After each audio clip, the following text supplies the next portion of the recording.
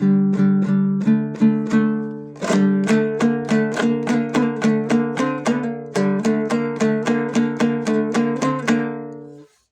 ағайын, міне домбыра тартудың ең оңай тәсілін қазір сіздерге түсіндіретін боламын.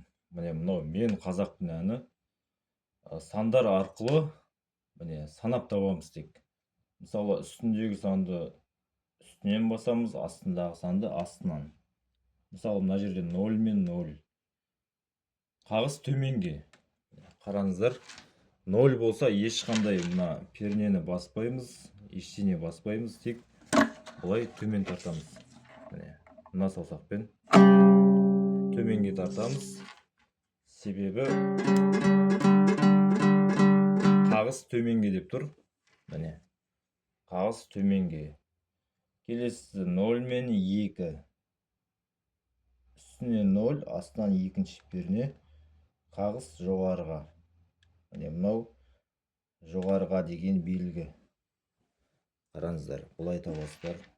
1, 2 астынан басасыздар, мына саусақтың ұшымен ғана қаттырақ басасыздар. Сосын мына бас бармақпен бұлай қолды көтересіздер. Қараңыздар. Бұлай көтересіздер, бірлет тек қана. Мына жақтан бұлай басасыздар. Әрі қарай міне 0 мен 2, енді 0 мен 3. Үшінші пернені басамыз, енді қағыс төменге. 1, 2, 3.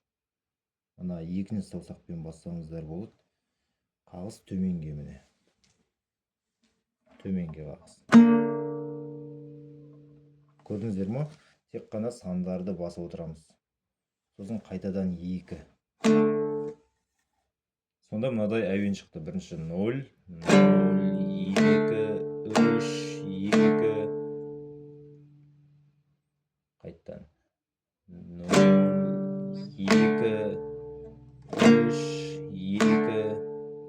Тек қана мына сандарды бастық. Міне астынан. Үсті бөлек, асты бөлек.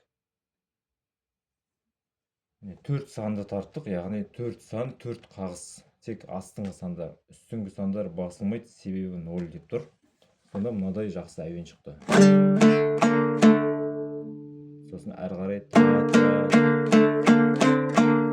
міне мен қазақпын деген ән. Әрі қарай да дәл солай сандарды санап таба бересіздер. Ал кім осы әдіспен үйренгісі келеді, комментарийге жазыңыздар.